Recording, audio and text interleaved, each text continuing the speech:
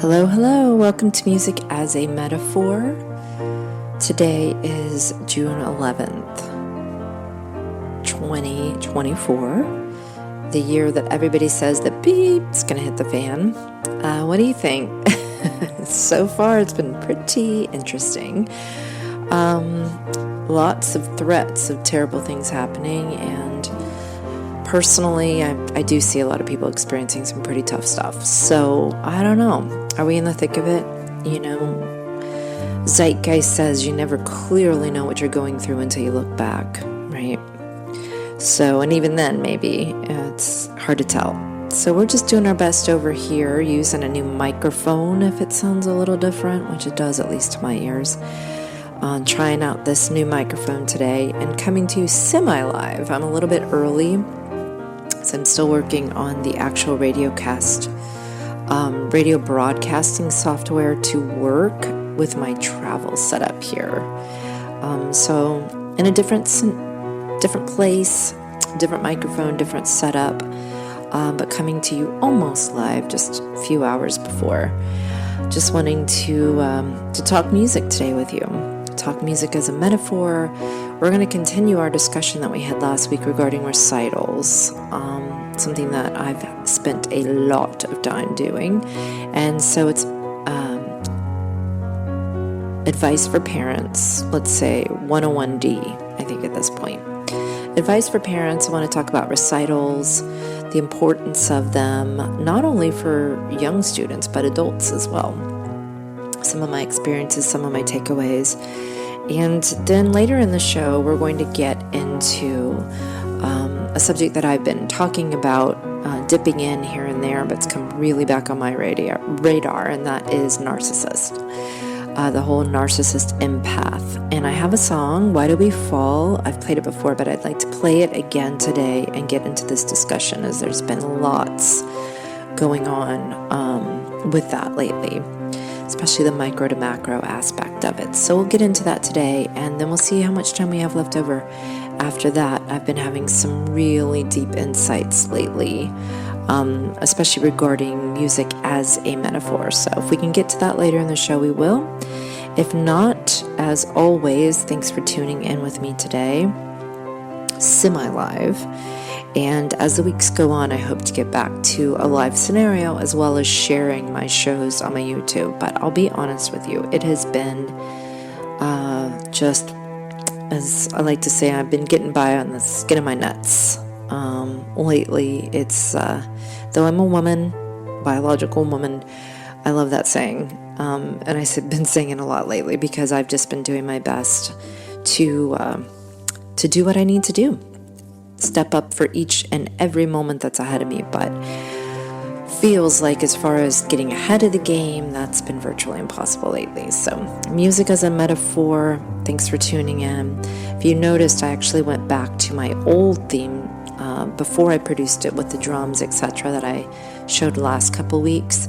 Talked about it, explored it last week in particular, because I thought, well, maybe this, instrumental version is better for the beginning of the show. And then at the end of the show, I can do my fully produced version to kind of kick us out on a good note. So, yeah, and amazingly, my intro lasted longer than the 5 minutes of the songs. So, that's one thing I can do, is show up here week after week and just talk as if I'm talking to friends, as if I know who I'm even talking to. I guess from a certain aspect, that's one of the things that's been going on with me, is this place of really tuning into spirit and being obedient. So that's what I'm here today to do as we open up the discussion again on recitals.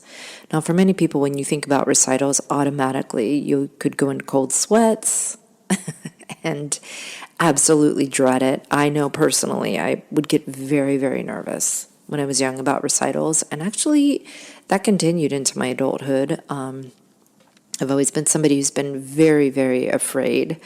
As I've shared before, coming to music was a lot about facing my fears of even having people's attention on me. But in particular, when I was young, I played a lot of, classical piano pieces, and the fear of making a mistake at a recital was so real that I wouldn't even be able to sleep. And even worse was the idea that you'd make a mistake and then not be able to continue, right? And I really don't ever remember making a mistake. I just remember the anxiety beforehand.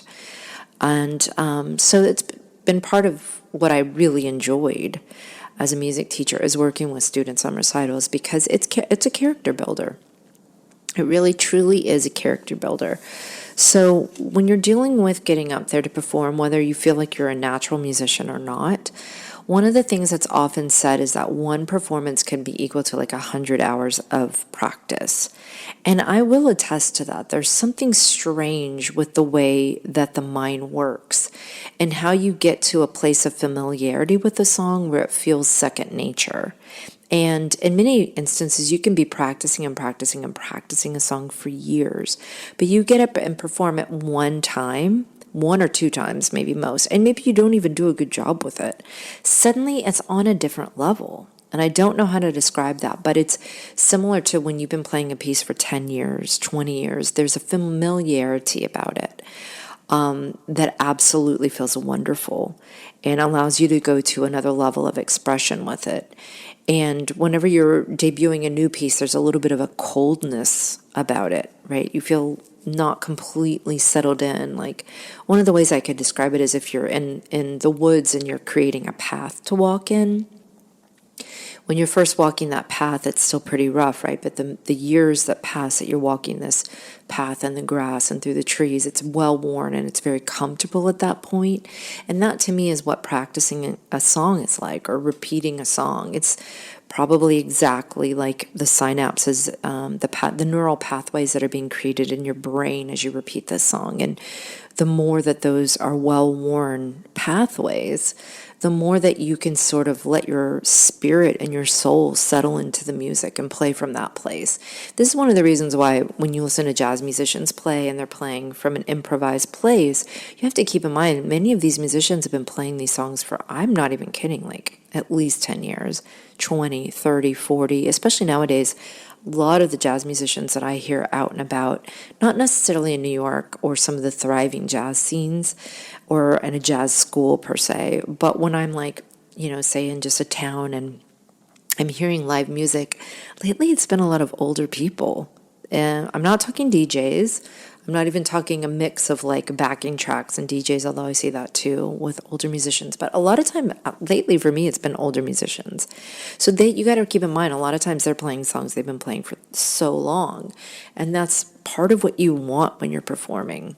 You want to be able to play from a place that it's second nature to you, that it's easy to you. That's what's enjoyable to hear. But that's not actually the way that we work things in music schools, right? Oftentimes children are working on a piece maybe 3 months and then they get up and perform it. And so it's scary. And from every facet, it takes a lot of courage to step up and do this. Now, in the beginning, when children are younger, they're playing simpler pieces. But there's even a lot involved when a student is older and just starting music and still gets up there to play a piece. That takes a lot of courage as well, right? That takes a lot of humility. It takes the ability to know that you could make a mistake, right? And be able to pivot from that in the moment. It takes a lot of character development that, well, let me back up and just say the number one thing it does is build confidence, because no matter what happens up there, even if you get up there and you have the worst experience in the world, confidence is still built by this, I can assure you. Number one, just confidence in playing music itself. Because like I said, there's something that happens. You go to the next level. It's like, oh yeah, I've been there, I've played this piece. Even if you didn't play well, it doesn't even matter. It's the fact that you did it. It's the experience itself that creates a sense, like a building block in your confidence when it comes to music, when it comes to performing, when it comes to facing something scary. But then there is also a focus that you're working on. And this is something that's underrated today, is that so many people recognize that children's focus is being deteriorated and that children just don't have the attention spans, none of us do, that we once did. And you could I'm not going to get into the rabbit hole of why, although I will strongly point to technology and phones as part of that. But it's been across the board assault on our attention spans. But focus is a muscle, right? So when you're working as a musician, you need motivation at times to really dig in that focus. And what I have found is that working for recitals is truly one of the best ways to motivate students. Now, maybe they are just afraid to get up there and sound terrible, and I don't always love the idea of motivating from fear and shame. That's old school music, and actually there's still schools that do that, right? But I've find it much more challenging and much more rewarding to look for ways to motivate students that don't involve fear and shame, because ultimately that fear and shame will drive a wedge between them and their music. And I believe it's one of the reasons why many very young, accomplished musicians are never touching their instruments as adults, because that they have to face this fear and shame, right? That was used to get them to these uber levels. So you don't need the fear and shame, but you do at times need a motivation to make you dig in deeper, because your habits of focus are going to want to be like, oh, I'm just going to focus here for a few minutes and then I'm done. My mind's here, my mind's there, right? So one of the ways that I've combated this in my music lessons is I've structured them where we break things up. So for example, one of my favorite structures, and I'm happy to share it here, for music teachers alike, I think this works really well, is like the beginning part of the lesson, we're doing skill building, so scales, chords, sort of working on the components of music out of the structure of a song, but with rhythmic elements, with certain parameters, working on dynamics, working on all kinds of aspects of music, but from a purely skill building place. Then we move into like a lesson book, something that it's satisfying because you can learn a song in a week or two. It's at the right level for a student. And I also think it's important for the first few years, at least, no matter what their age is, that you do follow some sort of book. I oftentimes have used the Alfred Method, and that's for a particular reason that I'll talk about. But I've taught in all different methods because I never thought it was wise to make a student start over in a different method if they came to me from another teacher. So I've taught in all different methods, and they all have their strengths and weaknesses. But what's important is that they create a strong foundation. They take you page by page through the components of music basics.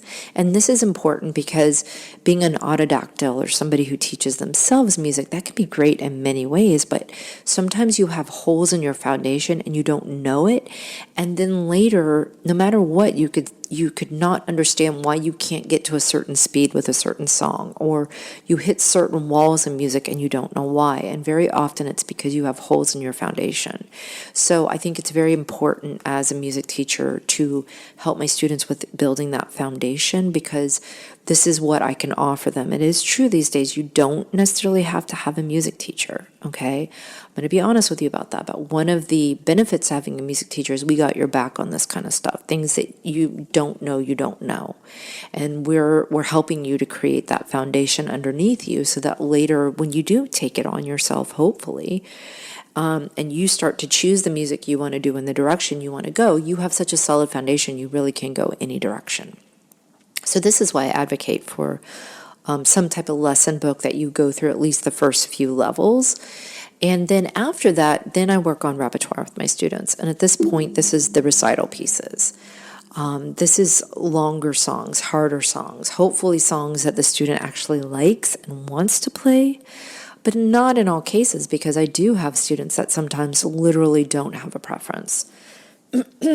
Side note here, especially for my girl students, I thought it was always very important to get their opinion, to ask them questions, to get their feedback, because I didn't want it to just be, I sort of was able to make it through the entire school system without really understanding what my preferences were, right? I was very, very good at doing what others asked of me and excelling, but when it came to me making the choices for myself, I was at a loss. I didn't even know how to do it. So a lot of times I would use this particular time in the lesson to say, what songs do you want to learn? And I do meet students, especially girls, But they're boys too, increasingly so, that are just like, I don't care. I really don't care. And it doesn't always come down to just the fact that they don't love music, although in some cases that is what it is. They just really don't care about music that much, and it doesn't really matter to them what song they learn. They're all kind of the same. And I will say, I do think it's a good idea to expose students to different pieces of music. But when you're working on a song for months and months, sometimes years and years, having it be a song that you're emotionally connected to, especially for singers, which is a topic we'll get into another time, why being emotionally connected can help to bring out the voice. But even from a creative expression place, right? Because with these pieces, we don't just want to learn technique. Technique is first. The lesson book is a lot about technique, but these pieces we want to take to expression as well, because music is more than technique. Music is about human expression. It's about beauty. It's about combining the two parts of our brain, the left and the right brain. And this is what can happen when we really get to that place with a piece. And this is where what becomes sort of performance worthy, right? Like, why is it that we're going to play it in front of an audience? Is it just because we want them to marvel at our technique? Or is it because we actually have something to say, something interesting to say through the piece? So if a child is naturally attracted to a song, then I can teach this, I can get to this place much more naturally than trying to get them to express a piece that I picked out for them, if that makes sense. So those are the three components of how I run my lessons. And what happens is, the closer that we get to a recital, and depending on how much the student has been working on the piece outside of the lessons, is how much we have to really focus on getting ready for the recital. And it's super fun. I find it to be super fun. In best case scenarios, we're just spending a few weeks out from the lesson and we don't really have to table the skills or the foundation work. But in other cases, some certain students, and many, to be honest with you, I've seen this, many teachers are all about just teaching pieces. You know, there's no skill building, there's no lesson book. It's just keep working for the recital. And if a student isn't practicing at all outside of a lesson, and you've picked out a reasonably difficult piece, then that has to happen. The teacher has to get the student ready in the lesson. So keep that in mind, parents, that can be what's going on there. And each teacher has to deal with each student and where they're at. Now, I will say it's not completely terrible if a student is only learning pieces, because every song will teach you things as well. And this is what autodactyls do. You learn a lot just from the songs. You really do, because this is what I always try to explain to students, like, there's an exponential growth that's happening. So the first song that you're trying to learn, and I'm going to speak to adults about this big time, because a lot of adults just, they get a piano and then they just start learning pieces. And there's nothing wrong with this method, okay? Here's why. Because every single piece that you're learning is building the synapses. You're learning these patterns. You're learning particular things from that song.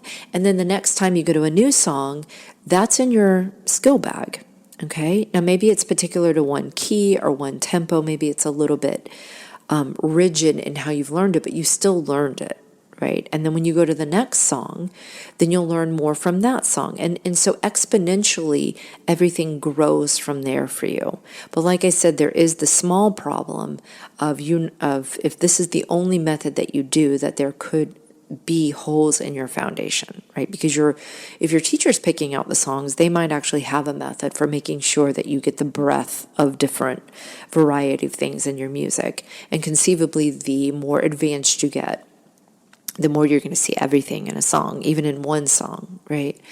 But it can also be a less gratifying way, because sometimes in the beginning, I have adults, and I did this myself. I picked up a song that I've been working on for 20 years, and I picked it up like the first week that as an adult I picked up my instrument again, right? And it was painstaking, just night after night, like pinging away, bing, bing, bing at these notes, because I just dove in the deep end. And so when what we do with young students, and what it's wise to do as an adult, is to go ahead and, if you want to do that, great, but also have other songs that you're able to learn within a month, right? Or that you get to that performance place quicker with. So there's a little bit of gratification there. So that's kind of, in a nutshell, how I sort of think about lessons as they pertain to recitals. And I do think that performing is important. And once again, I'm going to just highlight the reasons I like recitals, and then we're going to talk about the downfall, though, to focusing too much on performance. So it builds confidence, it gives motivation for focus, and even in the performance arena itself, being able to hold your focus while people are staring at you is a skill itself.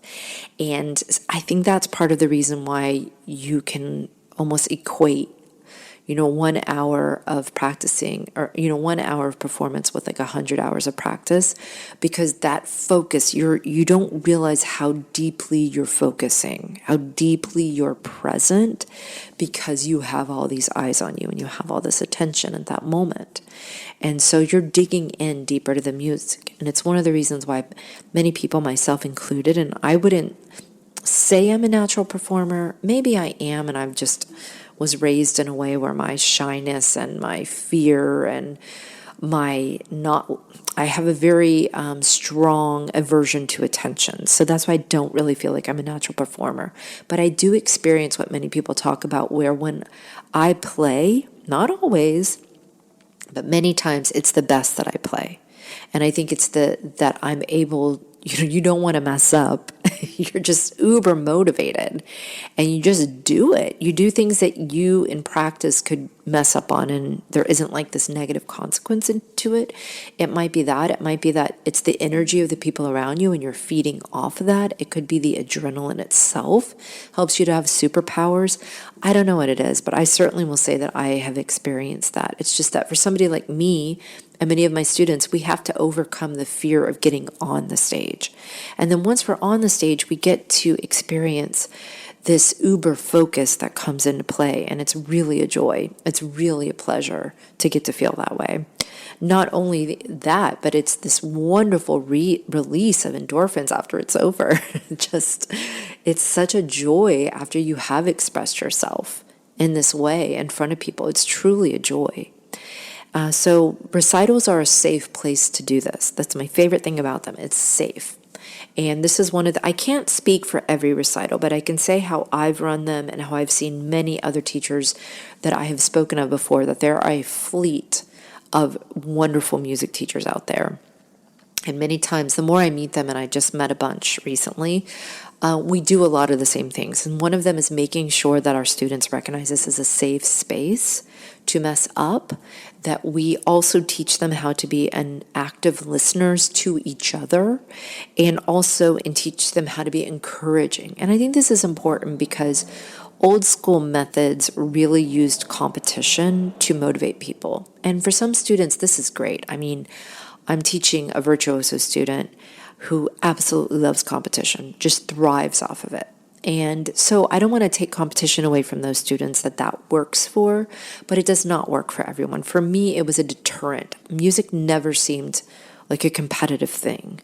It didn't seem like a race. It didn't seem like there should be a number one and a number two. So I was very turned off by that competitiveness. And it was very hard when I was in an environment and everything becomes about comparing yourself. For me, it would go the direction of just making me want to quit. And for many students, it's that way. It's like they, if they're not guided in a proper direction, they want to show up at recitals and just compare themselves to everybody. And how many of us do this? Music is a metaphor here. How many of us do this with everything, right? It's that competitive mindset that really many of us want to get past. Because it holds back the human spirit, in which competition and hierarchy and these things don't have a place, because there's infinite room for everyone. There's a place for everyone. There's a niche for everyone. And it's more about finding your unique niche and uplifting everybody around you through your uniqueness, rather than pushing others down so you can be on top, right? And so music, for me, a big part of coming to music as an adult was recognizing that competitiveness was what turned me off to music. I didn't want that to be part of it. So many of the recitals that I've done, I've been able to foster in these young students this idea of we're doing a show. Each one of us is an integral part to this show. And that's how I would produce my recitals for many, many years. Would put them on as little shows. And I would, make it like each student's song contributed. And it didn't matter what their level was. And it really doesn't matter what their level was. It's the ability to bring their heart and their uniqueness and play their role, to step up and play their role. And that's all they have to do, right? And then they get to sit back and enjoy the rest of the show. And for the most part, the students that I worked with, they didn't struggle with competition when they were just introduced to a different way of thinking of it, that there was room for all of us and that we were all needed as part of this show. Now, granted, some students were more advanced than others. And in many cases, it was older versus the younger, but not always. And so in those instances, it was a great time to harbor or to foster humility, which is very, very important in music, because some of the absolute best musicians that I know are the humblest people. And they do recognize that there's room for everybody. And they're not trying to be me, number one. I'm it. Everybody pay attention to me. Although I will say there is a lot of that in music, but I would say those are not the best musicians. The best musicians that I have ever had the, fortune of being around personally, not just hearing their music from afar, but knowing them, the graciousness, the humility that they have. And I believe it's because their connection is, they've been able to connect this uber technique, this discipline, this excellence in the human form with their spirit, and their spirit comes from a place of absolute generosity. So many of the recitals that I had, that's the spirit that we had. And it was such a joy to produce little shows like this every year. It really was. I mean, I had mentioned that last week I had the fortune of photographing a full day of recitals. And part of me, because I've been out of the recital world for a few years, I really haven't had any recitals since COVID. And there's been a few online recitals that I've done, but especially in the last few years, I have not done any. And I forgot that purity, that joy that comes from children playing music, watching them get up there and just give their all. I mean, that's part of music, right? It's not just the technique. It's when you see somebody going up there and giving their all to a piece of music. And you can watch a 5-year-old do that with Old MacDonald and just be absolutely moved. You really can. And I'd forgotten that. I'd forgotten the way that a child's music can wash over your soul like a waterfall and just help you to, feel renewed, help you have faith again in humanity. That's one of the wonderful things about children. And children's music is something in particular that is such a joy. So I encourage those in your community to support, children in the arts, to go out and hear the little shows they have, and to support the music that they're doing. It's not just a sacrifice like we can think in our heads, like, oh gosh, like it's gonna be so boring. I remember when I first wanted to become a music teacher, so I had some comments like, oh boy, that's gonna be real fun, right? Sitting all day being like, dee-nee-nee, dee-nee-nee, hearing that wrong note over and over and over again. And it gets on you, especially if you're like many music teachers where you're in a position where you're probably teaching too much, which I at one point in my career did do. Then yeah, that can be grating on you, but what job isn't? And there's this other side to it that they don't recognize, and that is the absolute joy and purity of children's music, no matter what they're playing. So maybe someday I'll get back to producing recitals, but I was reminded of that last week, and especially when I met another musician who absolutely had the joy of spirit, and he is a music educator who is out there doing incredible things, and he came from that same place. Like, his recitals were a show, He wanted those parents to be entertained, and they loved it. They enjoyed it from start to finish, and those students loved it. And when you produce it that way, it really takes the competition out of it, which I would say smash competition, because for music to really become what it needs to become, which is to not fall into this AI place of just all being technique driven, all just being about like competition and, oh, let's listen to him because he's so good. And this elitism idea, like, oh, nobody else should play music because he's just that good, right? Rather than come from that place, it's a place where we all have a voice and we all need to contribute to the symphony. And these recitals can help students to foster that from a young age. And most likely they will go and be involved with music in their communities. They will support others who are involved with music, and that competition will be taken out of them, especially the painful feeling that I know many musicians that feel, where they can't even enjoy other people's music because it's so much about a competition in their own mind, and so much about a sense that they're not enough, that their own music is not enough. And for those adults that might be struggling with that, it's something very difficult. It's maybe these younger students, because of teachers that I've met and because of the way I taught, these younger students aren't as caught up in that. But I'll tell you, a lot of us older people, that was something that a message we were taught. And so when you come to music, it's one of the blocks you have to face. It's this idea that you have something to contribute, and it doesn't have to be compared to anybody else's. It shouldn't be. It should be so unique and so you that what's the point of comparing it? And if you don't do it, nobody else will, right? Whatever that is, whatever it looks like for you. So, that's smashing the competition with recitals. All right.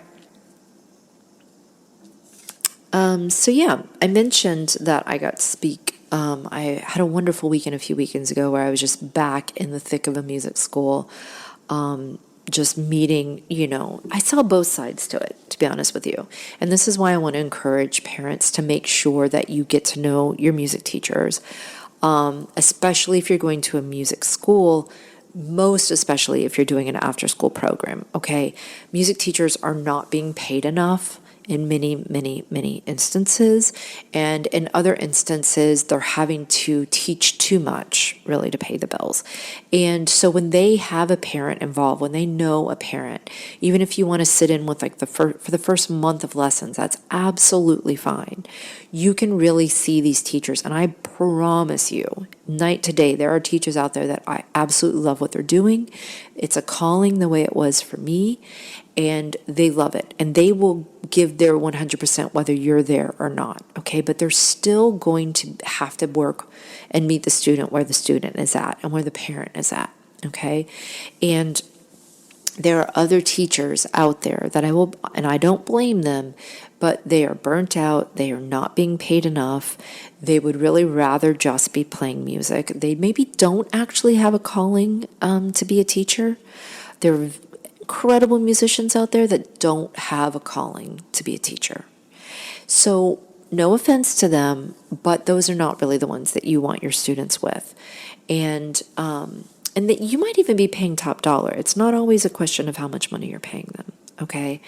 And you're not always going to be able to tell by the recital, but one of the reasons you would know at the recitals, you can just tell. I mean, when I sat through these recitals, it was night to day. You could just tell the teachers who really cared and were there as mentors for their students, who believed in this work, not only to create good musicians, but the idea that music needs to be part of these students' education, and we are doing a value to society by teaching music, especially in a time period when you're having to take it almost in a self-sacrificial way because you're not being honored. We'll have to talk another time about the way that music schools are working, but it really isn't a great business model for teachers. And this is one of the reasons why, and many parents know this, if you can go straight to the teacher and pay them direct. I know that many music schools would not like me to say that, and you cannot do it through a music school. You cannot meet a teacher through a music school and then try to get them on the side. That's not fair to the music school, and it's not fair to the teacher because they're the ones that would get sued, okay? Not you. They're the ones that could get sued if they do that. And I'm not going to say that there aren't music teachers that are willing to do that. And in many instances, it's driven by the need to pay the bills, right?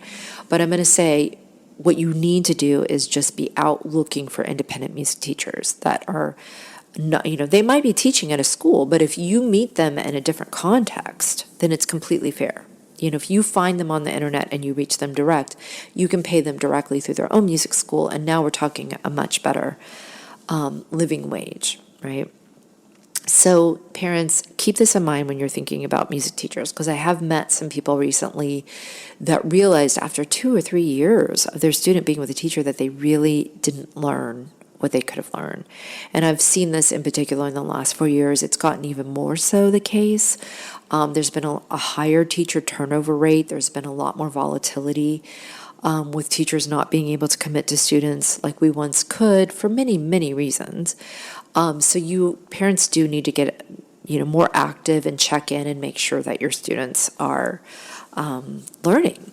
And if you have more questions about this, please get in touch with me. I'm happy to have consultations. I offer a 45-minute consultation online, even if you just want to ask questions, because a lot of times parents don't know what the standard is. They don't have reasonable expectations either direction, right? They might be having too low of expectations for what a child could learn, as well as too high an expectation. So I love being able to just discuss this with parents. Anybody who would, even if it's not an instrument that I teach, even if you're not coming to me for music lessons, I'm happy to discuss this with parents, because music is such an integral part of the wholeness of a student's education. And I am so happy when parents are still involving their students in music. So I'm happy to help. So one thing I want to caution before we sort of close out, well, there's two things I want to talk about before we close out this discussion. The first thing is that being overly performance oriented can lead to what I was talking about. Like, there's not any time being spent built on the foundations of music. There's no skill building. And in this case, you can just make one-trick ponies, right? Like musicians who don't feel like real musicians because they don't even really understand how the music is working. All they can really do is play these pieces that they've learned. And in many instances, they might even forget it, right? If it's a physical sport. So some students have good memories, but most students need to keep revisiting songs that they learned, or they'll forget those as well. So they might only be able to play, some students might have taken 20 years of music lessons, even all the way through college, and they might be able to kind of sight read, and then they might be able to play like 2 pieces, and that's it.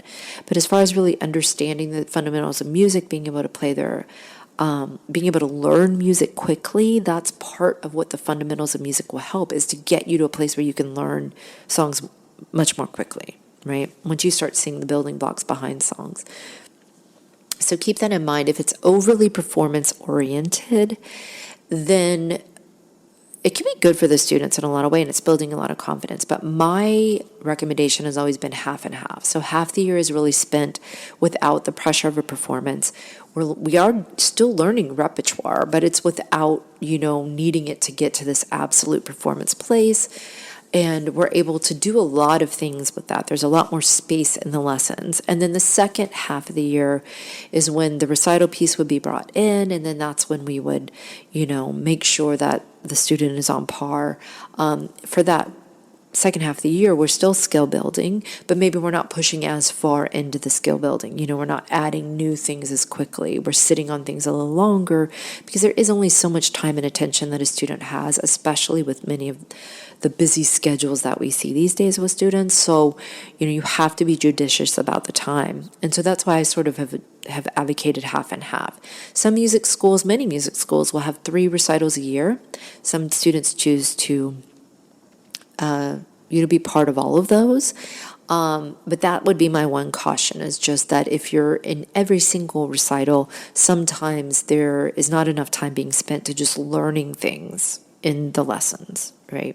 Learning things that aren't going to be performed, but go to a general understanding of music and a general connection to music, or doing things like I love to do with my students, which is exploring different styles and exploring improvisation.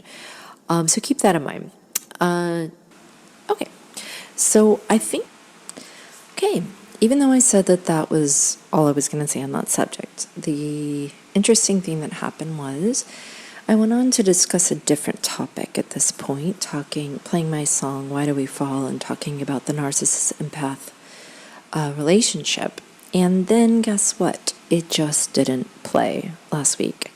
So my apologies if you tuned in last week. It went to, I believe, the May 21st episode, which was funny because I actually started it exactly the same way as I started this one without realizing it, just talking about the beep hitting the fan. And so I'm actually glad that it didn't post last week, though I do apologize for that.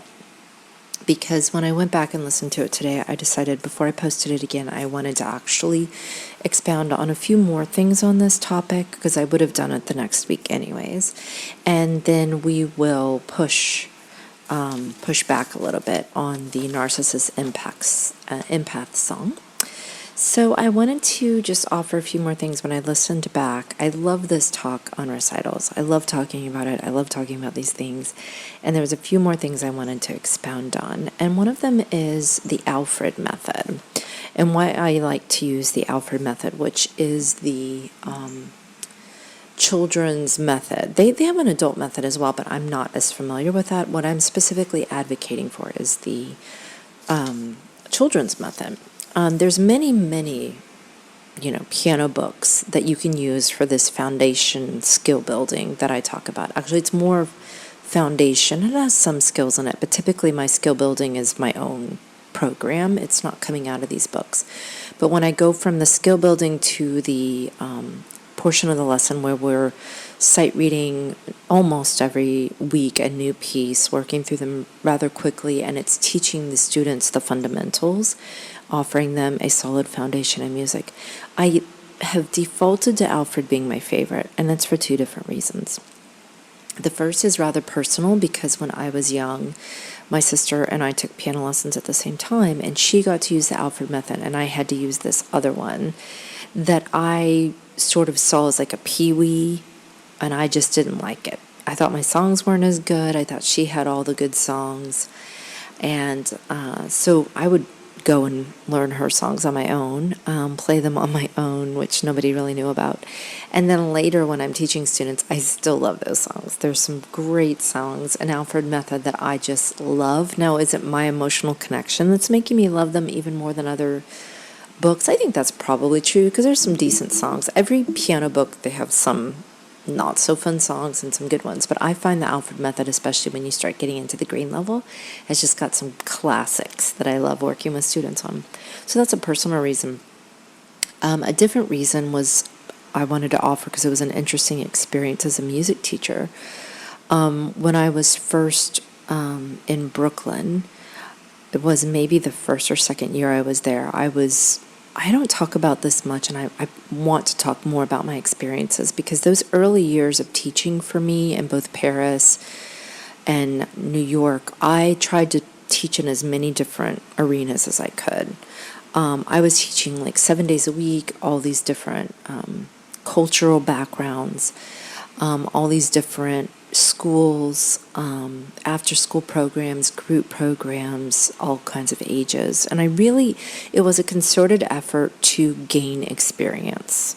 Like before I started to really specialize in just doing piano and voice and private lessons, and for certain ages more than others, before I got to that place, I wanted to teach as many students and with as many backgrounds, as many ages as I could, and just get as much experience in a short amount of time as I could. And it was also about paying the bills. So this was just part of many jobs I had. I probably had like 7 different teaching jobs. I would, put them all together to make a living, because as an after-school teacher, it wasn't like I've never been hired just by a school to be their music teacher, right? I've always been involved with the after-school programs or the conservatories or the music schools, or in some cases coming in and being contract work to teach music. So I'm always putting together a lot of different employers, and this was, I know it was Friday night, and that might have only been one night a week. But it was Friday nights. I would go to this music school out in Queens in a pretty rough area, and my job was to only teach the first lesson, because the first lesson was free. So by teaching, I was supposed to get, the way they pulled students in was to say that the first lesson was free. I was supposed to teach this 30-minute lesson in this room with a window where the parents could watch us. And And that's what I would do. And there were some cool things about the job because, it was a lot of times people coming in off the streets for this. Sometimes they were scheduled, sometimes they were off the street. Some Fridays I had a lot, many Fridays I didn't have many. So when I didn't have a student to teach, I was supposed to be working on arrangements for different things, for the students to work on. So that was fun because I got paid to sit there and work through different arrangements and get better at doing that and doing it at different levels for the students. It was really fun. I enjoyed that part of it very much. And then turns out I enjoyed teaching this first lesson because I got really good at teaching a first lesson. All different ages, again, all different backgrounds, although many of the students that came in there to me, it did seem like more of a lower socioeconomic situation. So that might have been a little bit more similar in those students, but they wanted me to use the Alfred Method, which I was fine doing. And it's one of the reasons why I got very, very good with that book. And I liked the way they did it. I started to really prefer the way they did it. Because some of the other methods that are the most popular, like Piano Adventures is the Fabers, are probably more popular than Alfred at this point, if I had to guess. Many music schools seem to default to those.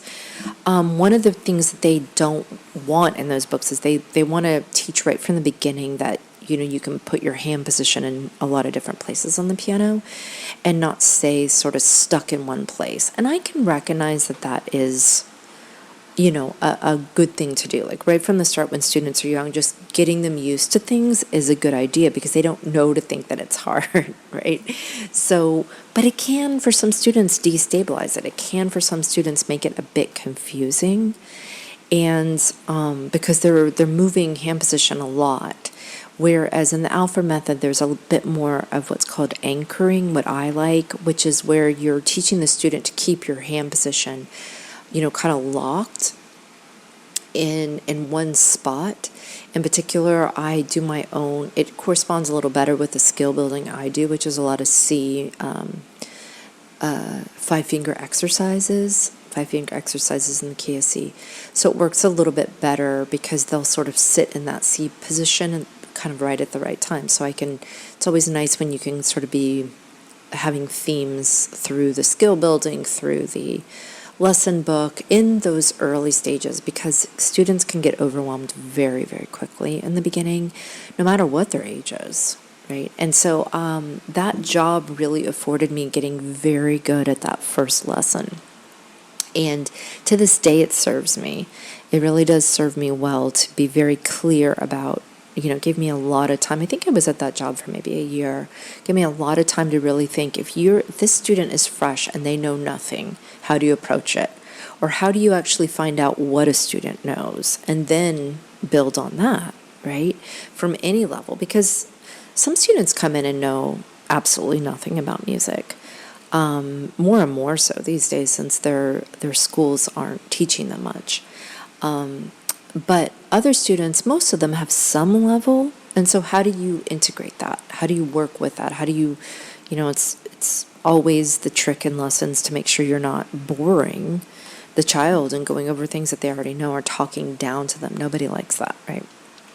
So that's my reason for doing the Alfred Method. And I just wanted to mention that's part of the reason why maybe even sometime here, just doing a first lesson, that would actually be a really fun YouTube video, just what I like to do in the first lesson of piano, like how to get them going, right? And then I could actually map out like the first 4 and do a little program like that. So now I didn't stay at that school because one of the things that I found, and I'm certainly not going to say the name of the school, but this is another caution for parents. What I found with that school in particular is that they were locking them into buying very expensive digital pianos, and having to lock into these contracts right then and there. Right after my lesson that I would teach them, which I was getting pretty darn good at doing, then they would be pulled in and sold this contract. Now, I understand from a certain standpoint, like, committing the student is a good idea. But from another standpoint, I don't recommend this. I mean, I think that sometimes when you put too much on the head of a student in those lessons, like, oh, I paid for this piano and oh, I paid for those lessons and you better appreciate this, that never, ever, ever works. Okay? It's much better to baby step in and say, there has to be some commitment level. Like, let's say, ideally, okay, we're going to sign up for this semester. And for this semester, you're going to need to show up for these lessons, and we're going to see. Now, if you do well with them, we will be able to upgrade you to possibly a better piano. But for this 6 months, we're going to start you at this very cheap baby piano, and let's see how you do. And many students like the challenge of that. Many students like, to work towards a better keyboard. And it actually works better for both adults and young students to not put that level of pressure of like all this commitment level. Like you've got to commit to 2 years up front, because it's going to be up and down. There's going to be times when they like it and there's going to be times they don't like it. And so for me, the baby steps is better, because there's a lot of self-sabotage. There's a lot of putting too much pressure or putting too many expectations, especially from the adults, that can really sabotage your lessons. Reasonable expectations, building on what you are accomplishing, these are important aspects for both children and adults when approaching music. So putting too much pressure on yourself or your student by saying, oh, I'm going to commit you to this, this, and this, and you better live up to it, and then guilting them when it's like, oh, I bought you this expensive piano and you're not playing it. I have found that over and over again that leads to this sort of shame, and there's nothing worse than when your shame and your unworthiness gets tied to music, because music is such a comfort and such a joy. And when it gets tied in with your own sense of unworthiness and shame, which can so easily happen and did happen with many old school methods, then you lose out on that, right? Instead, your association with music is not what it could be if it was free from that. So keep that in mind. That was just one of the many, when you're in the trenches like I was for many years teaching music lessons, you just figure out a lot of things about what works and what doesn't work. And always for me, the idea behind it was to instill a lifelong relationship with music so that it can be a source of comfort. And that was the thing I said at this recital. And I'll kind of close out with this. At this recital, I actually heard a teacher who's been in, is an actual music teacher in an elementary school, has been for many, many years. I think she was just recently switching schools. So she's been at different places, but always this role of a music teacher. Then on top of that, she's teaching music lessons outside of school, which many, many music teachers are doing. Bless their hearts. And she just... I got tears when I heard her speak at her lesson about, the importance of music for these children. And I wished I had recorded it, because I would have shared it. I mean, it was absolutely encapsulating the reason why it's such a good idea for these students to learn music. And that the school system itself is only going to be able to do so much at this point. They're just not focused there. So having these supplemental lessons outside is really important. But beyond that, when it was my recital and it was my turn to sort of say something about,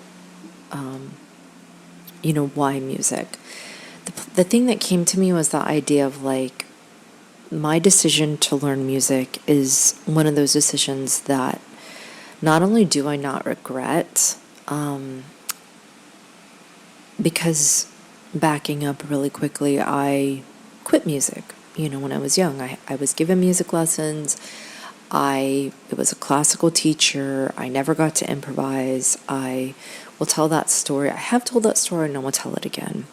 But as an adult, I came back to music on my own. And when I did that decision to do that, I have never regretted. And I've made a lot of bad decisions, trust me, since that time, and still make some bad decisions. But that one is one that I tell people you will never, ever regret. And not only that, what I said at this recital is it's the gift that keeps on giving. because no matter what I go through in life, I do have music as a comfort, not only listening to it, but playing it, creating it, joining with others, and playing it.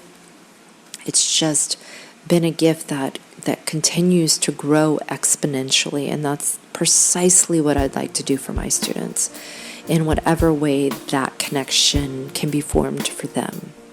So it's absolutely imperative that, more important than how much they're progressing and how good they're getting, is that we're going at the right pace to instill that type of love of music so that it will be a gift for them for their whole life. So on that note, I'm going to go ahead and close out today and go ahead and play the fully produced version of How Can I Keep From Singing. I also put this up on my Friday night video last week. It was actually a live performance from in the middle of me, working on this production. I was out playing it live, and so I posted a live performance of it as solo, because it was just a song that I was playing all the time. And what I'll talk about a little bit more next week is how that continues to be such an important song to me right now, and such an important part of the message that I'm trying to convey with music as a metaphor. So we'll talk more about that next week. But in the meantime, I hope that you feel the same way and you just keep on singing.